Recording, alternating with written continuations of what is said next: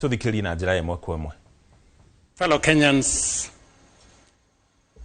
tonight I invite every Kenyan to what I believe will become the most consequential national conversation since the adoption of our Constitution in 2010. A national conversation about Kenya's development charter.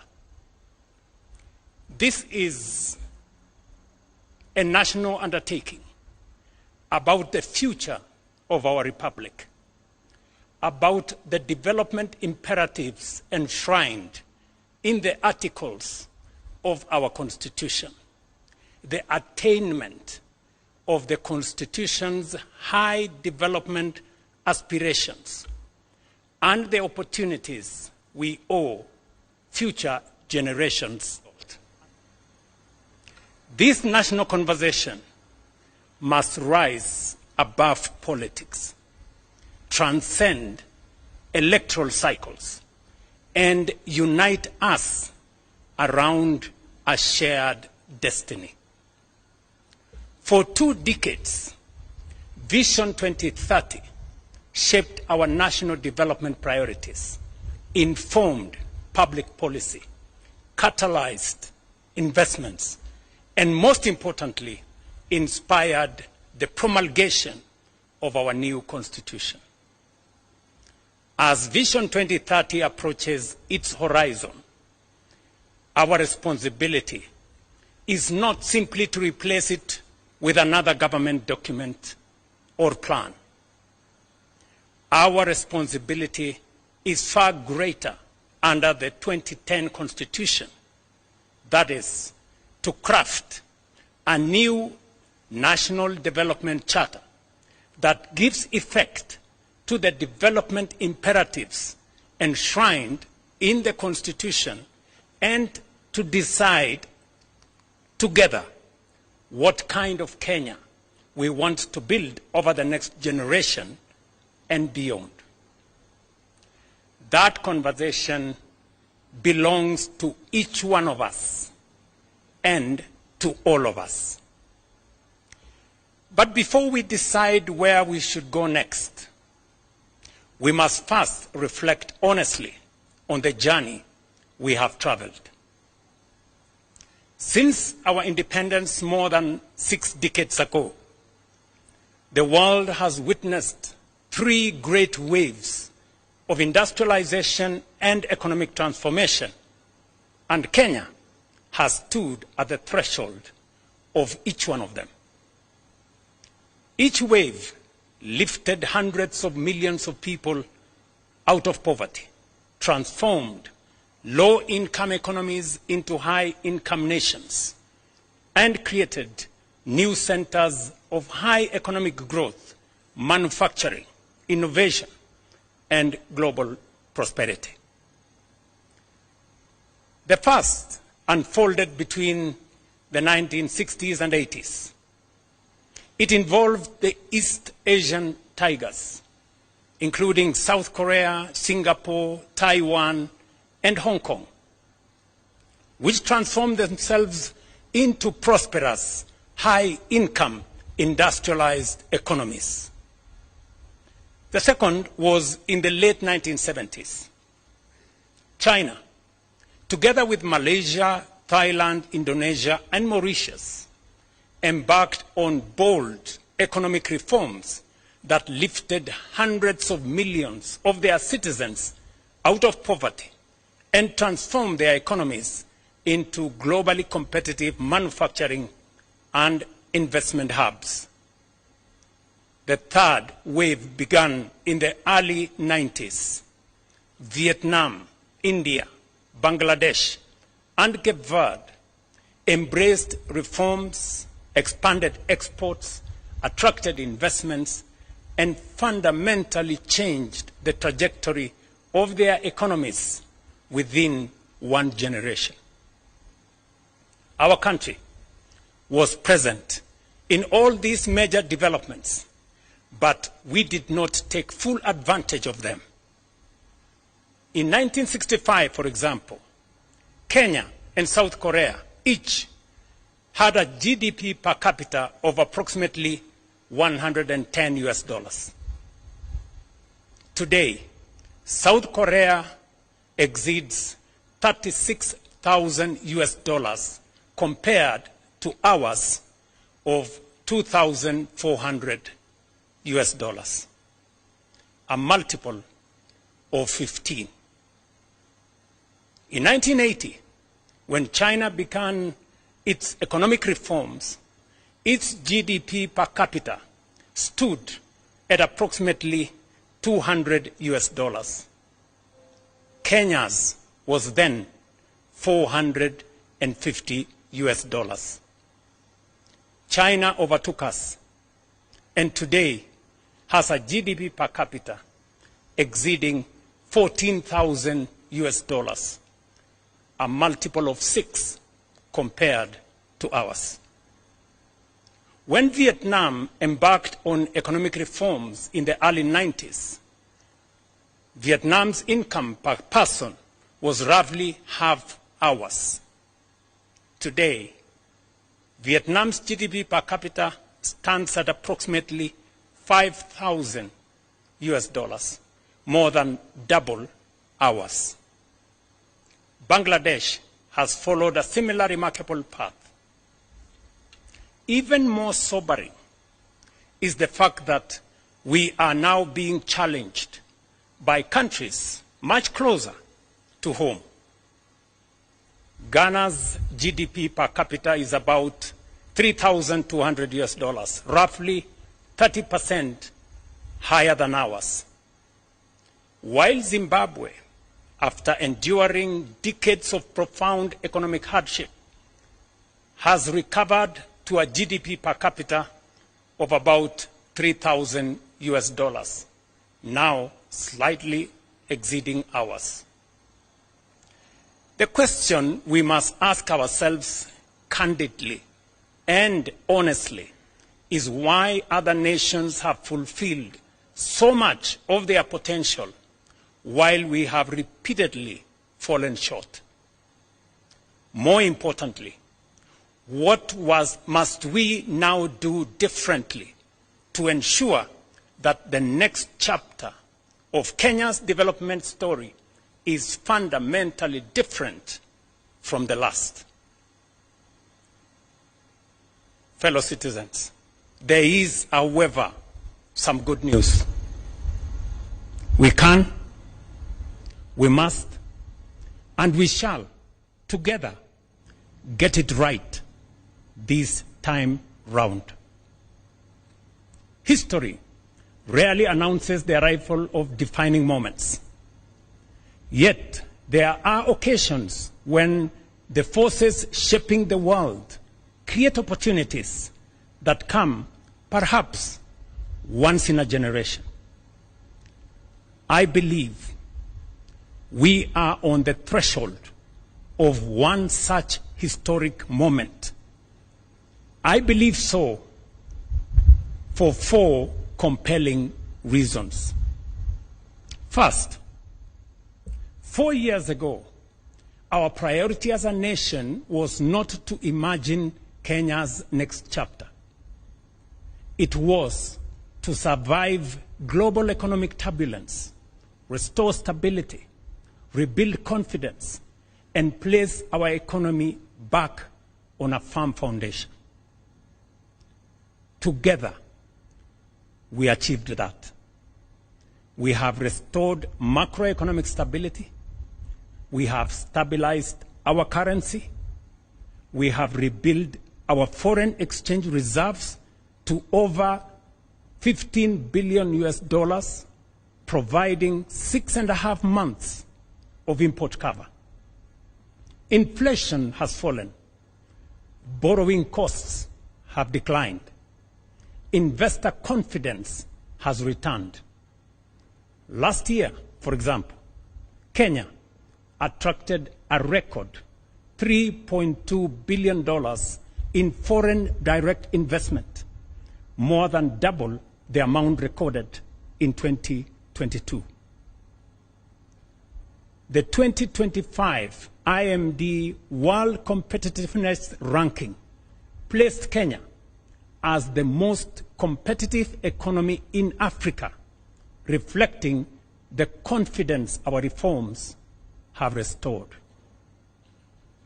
Because we have restored stability, rebuilt investor confidence, and laid a firm foundation for our economy, now is the perfect opportunity for Kenya to begin shaping the next phase of our national development. That is why, in my State of the Nation address last year, I challenged us to begin thinking beyond the immediate demands of today and to start imagining a futuristic roadmap for our nation. That was not simply a call to dream. It was a call to prepare and an invitation to begin building the institutions that will support Kenya's long-term transformation. That journey has already begun. We have already established the National Infrastructure Fund to ensure the investments essential for Kenya's transformation are financed sustainably. It is also why we have established the Sovereign Wealth Fund to preserve and invest the wealth of our nation so that today's prosperity becomes tomorrow's opportunity, shared fairly between present and future generations. Together, these institutions represent more than new opportunities. They embody a philosophy of nation building that lasting prosperity is built through institutions that outlive governments, inspire long-term investment, safeguard intergenerational wealth, and provide confidence in our economy. The second reason why I believe this is our moment is because our current roadmap is approaching its destination. Vision 2030 has brought us this far, but it is approaching its horizon. It has served Kenya well. It transformed the way we think about national development, provided a common direction, inspired investment, guided policy in the public space, and demonstrated the power of long-term planning. But honesty also requires us to acknowledge that some of its ambitions remain unattained. In several respects, we are still falling short of even the very standards we set out for ourselves. Vision 2030 set a target of Kenya becoming an upper middle income country by 2030. So far, we are off target. This is not a criticism of Vision 2030, nor is it a reason for disappointment. Rather, it is an opportunity to proudly learn from our successes, reflect with honesty on where we have fallen short, and define together Kenya's next long-term vision. The third reason why this is our moment is that the next great wave of economic transformation will, I believe, be African. The world is entering what may become the greatest wave of global economic transformation in the past 6 decades. And for the first time in modern history, its center of gravity is steadily shifting towards Africa. Our continent is the home to the world's youngest and fastest growing population, vast reserves of strategic minerals, immense renewable energy potential, abundant arable land, and rapidly expanding consumer markets. 9 of the world's fastest growing economies are in Africa. And by 2050, 1 in every 4 people on Earth will be African. Increasingly, global investors, manufacturers, innovators, and policymakers are looking to Africa not merely as a continent of future promise, but as the next frontier of global growth and prosperity. While we may not take full advantage of the previous 3 great waves of global transformation, we have a historic moment and a once-in-a-lifetime opportunity, not just to be part of, but to lead the next transformation. We have positioned Kenya as one of the nations that will define Africa's economic rise. Fourth, and perhaps most profoundly, this conversation is potent because the time has come to fulfill not only the political and governance promise of our Constitution, but also its equally compelling promise of development, national transformation, and shared prosperity. Fellow citizens, the Constitution envisages both a democratic and a wealthy and prosperous nation. Democracy allows us to organize power, protect liberties, and govern ourselves.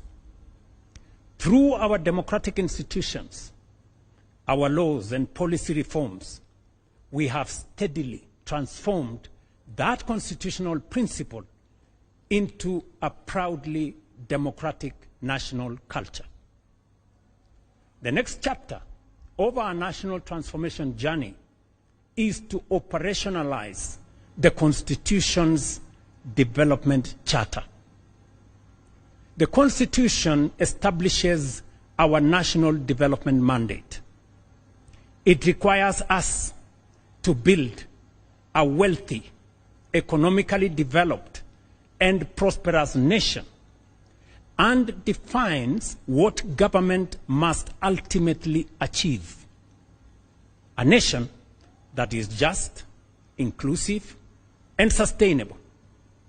A nation where every Kenyan, regardless of circumstance or place of birth, has a genuine opportunity to thrive.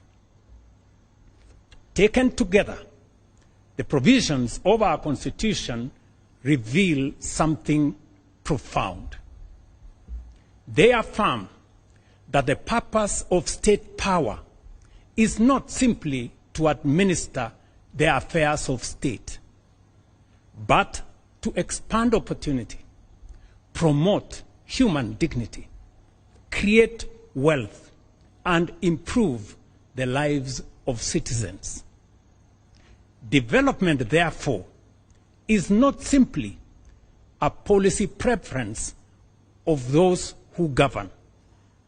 It is a constitutional imperative for the governed. While the Constitution's preamble commits us to build a nation founded on human rights, equality, freedom, democracy, social justice, and the rule of law, Article 10 of our Constitution speaks to patriotism, integrity, accountability, and sustainable development as among our highest national values. Moreover, our Constitution in Article 43 guarantees every Kenyan the right to the highest attainable standard of health, accessible and adequate housing, and reasonable standards of sanitation, freedom from hunger, and adequate food of acceptable quality, clean and safe water in adequate quantities, social security, and education. Together, we must ask ourselves what these constitutional guarantees should mean in practice. What should an education system worthy of our constitutional promise look like? What should define accessible and adequate housing for every Kenyan? What kind of health system is required to secure the highest attainable standard of health as is provided for in the Constitution? How do we ensure that no Kenyan experiences the indignity of hunger and that every family has access to adequate food of acceptable quality? How do we guarantee universal access to clean and safe water, meaningful social protection, and the opportunity for every citizen to live a life of dignity? Above all, what measurable outcomes should demonstrate that we are truly giving practical effect to these economic and social rights as contained in our Constitution? Equally, we have not defined with sufficient clarity what patriotism, equality, social justice, and sustainable development should demand of us as government, as institutions, leaders, or citizens. Yet, these constitutions, equally, we have not defined with sufficient clarity what patriotism, equality, social justice, and sustainable development should demand of us as government, as institutions, leaders, or citizens. Yet, these constitutional aspirations cannot fulfill themselves. We must, as a nation, collectively define the standards by which they should be measured and establish a common national development charter for their realization. Until we do so, our development and progress will remain subject to the ebb and flow of political expediency, changing priorities, competing interpretations, and fluid guesswork. A national development charter for the attainment of these noble constitutional imperatives cannot be designed by politicians alone, nor by any single institution, profession, or interest group. It must be shaped by the people of Kenya themselves through an open, inclusive, and honest national conversation. For the Constitution belongs to the people, and so too must the vision that gives it practical expression. They demand the wisdom of our farmers and workers, the ingenuity of our entrepreneurs and innovators, the experience of our professionals and scholars, the moral leadership of our faith communities, the energy of our young people, and the participation of every patriotic citizen who believes in Kenya's future. Such a development charter will succeed when anchored on strong institutions, institutions that enable rather than obstruct, that solve problems rather than multiply, that encourage enterprise rather than frustrate, and that make it easier for people to work, invest, innovate, build, and create wealth. Great nations, fellow citizens, are never built by chance. They are built by design, by discipline, and by deliberate, focused national purpose. Ours should be no exception. National development must never be left to chance or short-term politics. It must be guided by a shared national vision that endures beyond administrations and election cycles. A combination of the robust democratic society we have built and a well-crafted national development charter anchored on the economic and social rights enshrined in the Constitution is the potent ingredient necessary for the quantum leap that will make up for past missed opportunities and take us into the first world nation that we rightfully should be. Fellow citizens, Article 3 of our Constitution places a solemn obligation upon every Kenyan to respect, uphold, and defend the Constitution. Every Kenyan. That duty extends beyond merely safeguarding its provisions. It obligates each one of us to build a broad national consensus on the destiny of our republic. The future of Kenya is too important to be left to politicians alone. It must be imagined, shaped, and built. Once we, as a people, define the national framework for realizing the aspirations in our Constitution, we will have settled the question of our destiny. Thereafter, the true contest of democracy should be about who has the best ideas, the soundest policies, and the best capability to take us there faster, more efficiently, and more inclusively.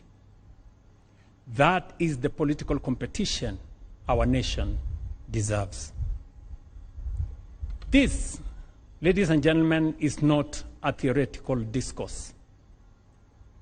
The decisions we make today will determine whether our Constitution becomes the greatest instrument of our national transformation in our history, or the greatest opportunity we missed. The defining task of our generation, therefore, is to forge a shared national development charter that translates constitutional aspirations into deliberate action, measurable progress, and lasting national transformation. This is how constitutional ideals become possibilities. This is how rights become opportunities. This is how aspirations become achievement. And this is how prosperity becomes lived reality. We must not merely state what our Constitution says. We must fulfill its highest purpose. Fellow citizens, this is the conversation I invite our nation to have. It is not a conversation about producing another government document. It is about forging a new national consensus on the country we intend to become and the standards by which we shall measure our progress. It is about translating constitutional ideals into measurable development outcomes, outcomes into better lives, and better lives into national transformation and shared prosperity. If the defining achievement of those who came before us was to give Kenya a constitution worthy of our aspirations, then the defining responsibility of our generation is to build a nation worthy of that constitution. Over the past several months, I have engaged and sought the counsel of current and former national leaders, of political leaders, scholars, business leaders, faith leaders, professionals, civil society, grassroots representatives, and most importantly, young Kenyans from every part of our republic. Those interactions reinforced one conviction above all: a vision worthy of guiding Kenya for the next generation cannot be written by government.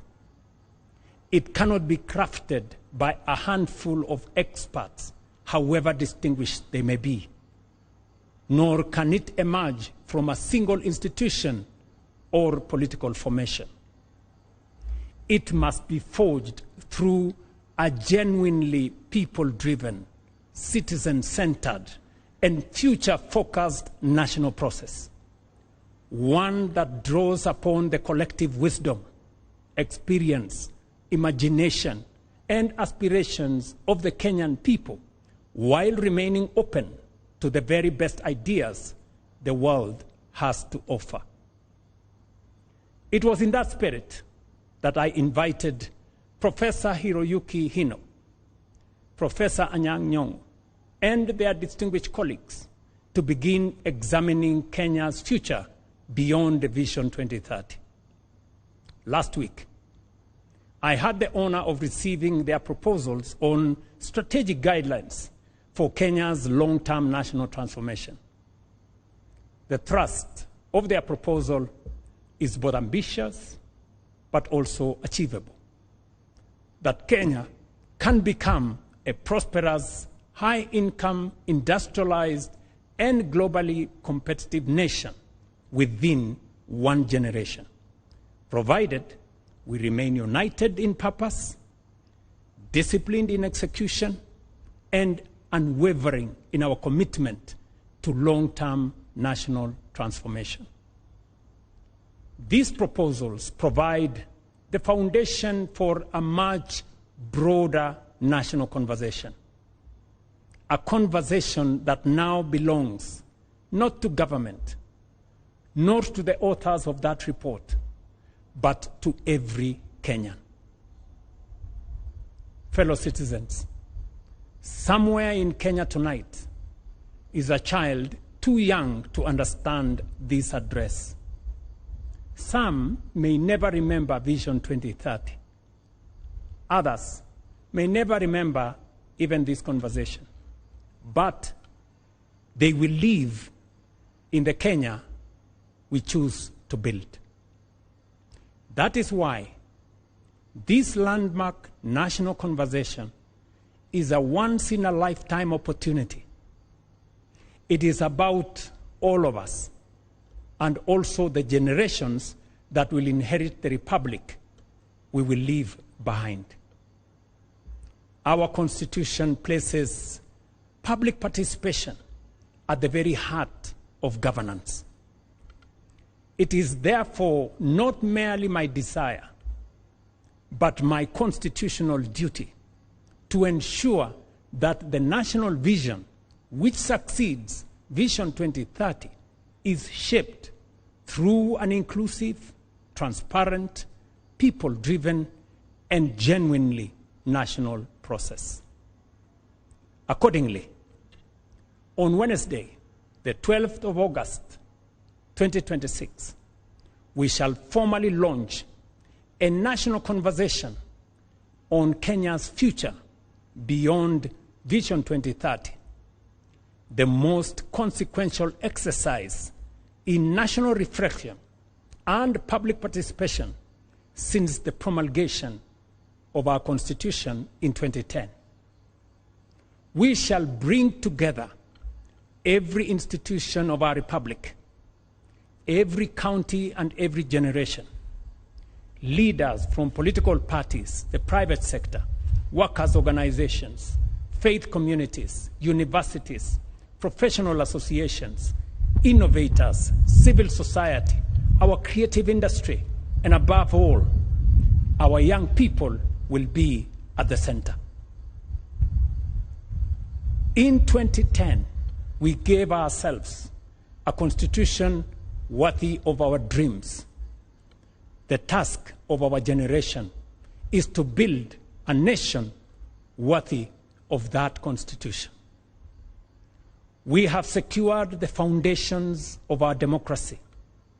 Let us now secure the foundations of our prosperity. When we achieve both, we will have fulfilled not only the letter and the spirit of our Constitution, but its highest purpose. Let us rise together, write that next chapter of our republic.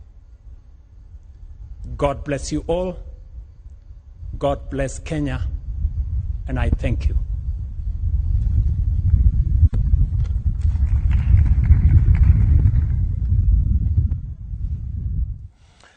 Ndũmĩrĩri Ya President.